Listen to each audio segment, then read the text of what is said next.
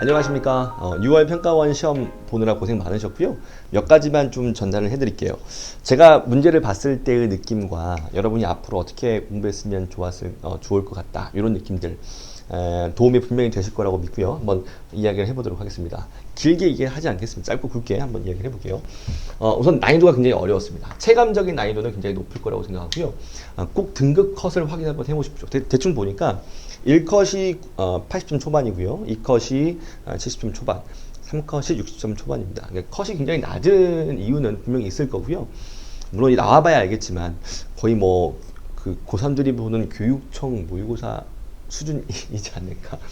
어쨌든 재수생이 받지만 그렇다는 거 꼭 확인 한번 해보시기 바랍니다. 그러면 조금 더 내가 잘 못하지 않았다, 잘할 수 있다, 이런 고민을 좀 더 덜 수 있을 것 같아서. 자, 이 시험이 어려운 이유는 첫 번째, 제가 느끼기에는요, 무조건요, 이 문제는, 이 시험은요, 생각을 많이 하게 해요. 생각을 해야 돼요.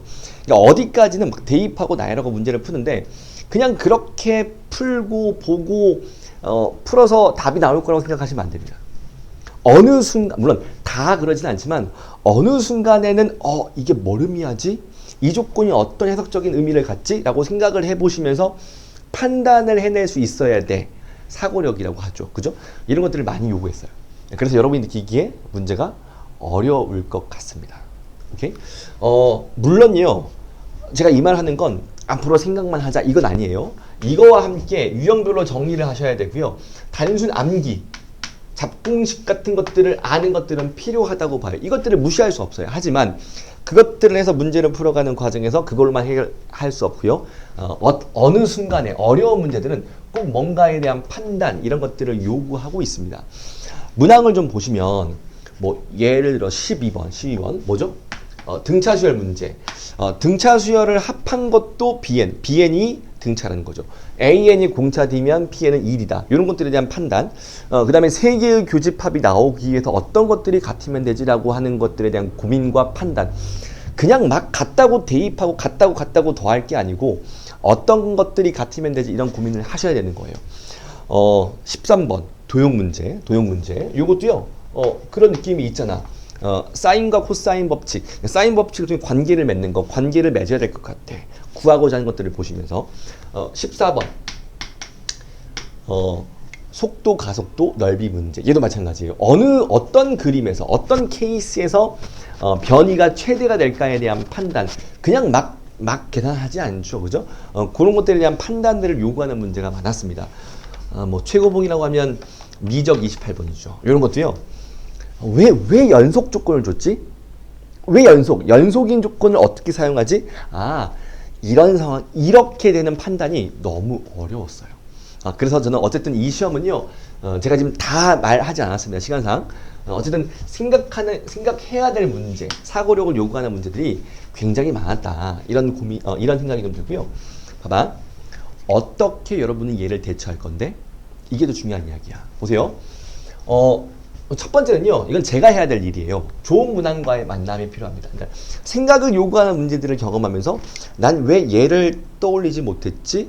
그런 경험도 하셔야 되고, 그런 생각들을 많이 하셔야 됩니다. 그러니까 이건 뭐죠? 어떤 표현과 조건이 나왔으면 이 표현과 조건이 어떤 의미를 갖지? 이런 판단을 어느 순간에는 해보자라는 나의 생각이 필요해요. 오케이? 그 판단이 안 되면 연습할 때는 조금 더 관찰 많이 해보시고, 과제할 때는, 시험 볼 때는 넘어갈 수도 있어야 돼. 다시 넘어올 수도 있어야 돼. 이런 고민들이 저는 필요하다고 봅니다. 알겠죠? 아마 시험 볼 때 그랬을 거야. 나는 이 생각을 못해서 깊이 들어가지 못했어. 왜 못했지? 그런 고민은 스스로 하셔야 됩니다. 알겠죠? 자, 두 번째는요. 와, 이게 많아요. 그죠? 평가원 문제치고 굉장히 계산이 많습니다. 평소에 계산이 많은 문제들에 대한 도전, 나는 적극 추천해요. 그죠? 물론, 적당한 문제 수준에서 이런 것들을 많이 해보라고 하고요. 우리는 거기서 계산력이 좋으셔야 돼. 뭐 29번, 미적 29번 뒤지겠죠? 그죠? 적당한 계산이 아닙니다. 굉장히 많은 계산이에요. 물론, 앞에 있는 뭐 11, 12, 13, 14. 그죠? 다 계산이 많을 수 있는 거예요. 그 중에서도 간결한 풀이를 할 수 있는 문항들도 꽤 있어요. 그러니까 계산이 많기도 하지만 예를 들어서 10번 같은 문제, 이런 3차 함수가 있어요? 넓이 차이가 3만큼 나요. 그죠? 이 넓이 공식 같은 거 쓰면 조금 더 간결해질 수 있어요. 물론 이 공식을 알아야 되고 많이 써봐야 쓸 수 있겠지만 그런 것들을 연습했을 때 가볍게 풀 수 있는 문제이긴 합니다. 그러니까 충분히 이것도 늘어가야 되겠지만 간결하게 풀 수 있는 어떤 잡공식과 잡지식 같은 거 물론 대충 알지 않고 정확한 암 속에서 평소에 많이 연습했을 때 써볼 수 있는 거거든요. 그런 것들을 많이 이제 해보실 수 있으면 좋겠습니다. 저도 이제 이런 것들을 많이 전달하는 편인데 필요한 것들 좀 잘, 특히 수학2 같은 거, 수학2에서 할 수 있는 것들이 굉장히 많죠. 이런 것들을 정리를 좀 잘 해보셨으면 좋겠습니다. 알겠죠? 신유형 존재합니까? 없어요. 제가 봤을 때는 없어요. 나 이 말하고 싶어 봐. 여러분 21번을 문제를 풀 때 신유형 이거 절대 아니야. 누가 그런 말 하더라고. 앞에서 멘탈이 많이 틀렸대요. 11, 12, 13, 14 힘들었고 15번 힘들었고요. 막 한두 개 넘어왔대요. 다시 돌아가려고 생각을 하고 있습니다. 앞에 20번까지 문제를 푸는데 힘들었어요. 21번을 보는 순간 이건 내가 풀 게 아닌 것 같아. 명제 나와 있고요. 막 그래프 기억 니은 디귿 나와 있고요. 처음 본 유형 같아요. 넘겼대요. 제가 보기에는 21번이 앞에 풀었던 12, 13번보다 더 쉬워요. 대충 왠지 이럴 것 같아 라고 생각하면 풀 수 있는 문제예요. 우리 기억 니은 디귿 많이 그렇게 했잖아 사실.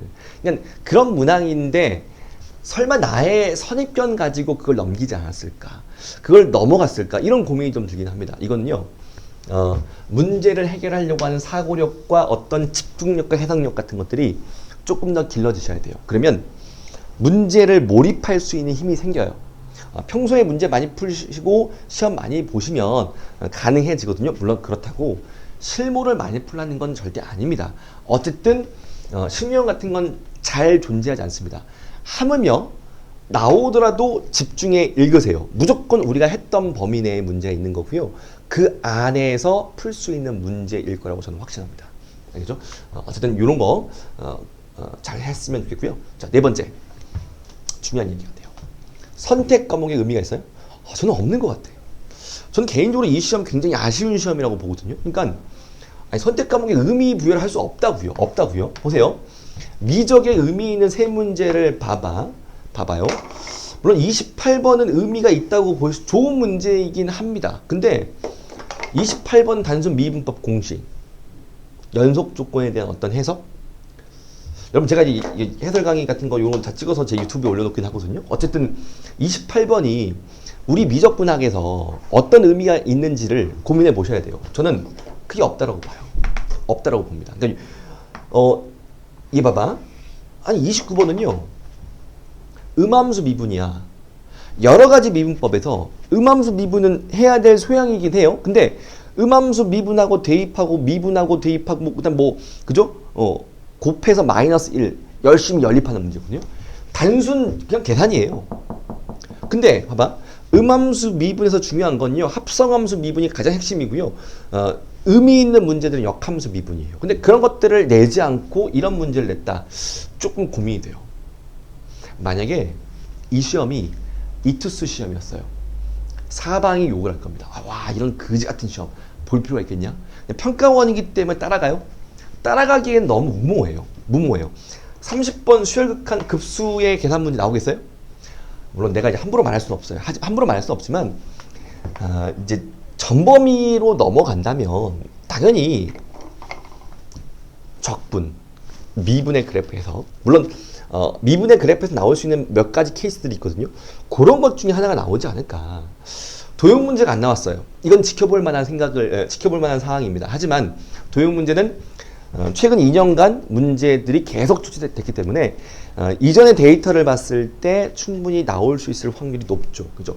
하나의 시험만 보지 마시고 이전에 있던 데이터 전체를 보시는 겁니다. 그럴 때는 절대로 이 선택 과목의 문제의 의미를 부여해서는 안 될 것 같아요. 그래서 굉장히 아쉬운 시험이었다라는 생각이 들고요. 우리는요. 자, 이게 의미가 어떤 의미를 가져? 했던 것들을 그대로 연습하시는 게 맞아요. 그리고 충분히 사고력을 요구할 수 있는 것들은 생각을 좀 하시되 중요한 것들 골라서 기존에 했던 것들, 그죠? 전범위로 확대됐을 때는 나올 수 있는 것들이 분명히 다분하니까 뒤에 있는 것들에 대해서 더 연습을 해야 되지 않을까라는 생각이 들긴 합니다. 알겠죠? 자, 난이도에 대한 얘기 좀 해볼게요. 어려운 시험이긴 합니다. 근데 여기서 우리가 느낄 수 있는 교훈들이 있어. 이것들은 얻어가길 바래. 첫 번째는요. 난이도의 문항 번호가 바뀔 수 있습니다. 놀란 게 뭐냐면 선택 과목 3개다. 여러분 확통 안 보니까 확통도요. 세 문항 중에 제일 쉬워요. 제일 어려워요. 대박이에요. 기하도요. 제일 어려워요. 기하 엄청 쉬웠거든요. 근데 어쨌든 미적도 얘가 짱이었죠. 얘 킬러 문제였어요. 그러니까 이게 될 수 있다고 생각을 하셔야 돼.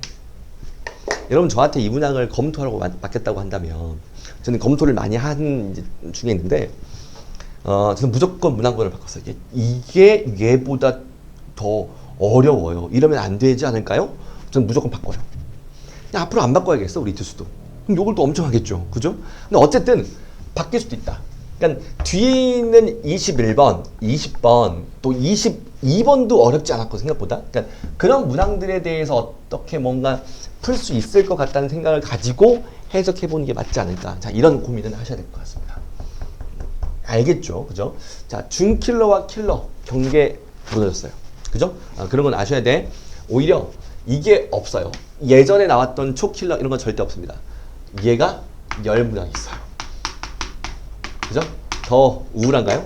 그럴 수도 있을 것 같아요. 또 그렇게 시험이 나올 것 같습니다. 그래서 우리는 적당히 좋은 이 준킬러 문항들을 많이 푸시고 많이 연습하시고 앞으로 선생님이 여는 수업, 선생님들의 어떤 수업들을 많이 들어보시고 좋은 문항을 만나면서 조금은 더 어렵게 조금 더 의미 있는 그런 문제를 푸시고 해석을 하시고 풀이를 들었으면 좋겠습니다.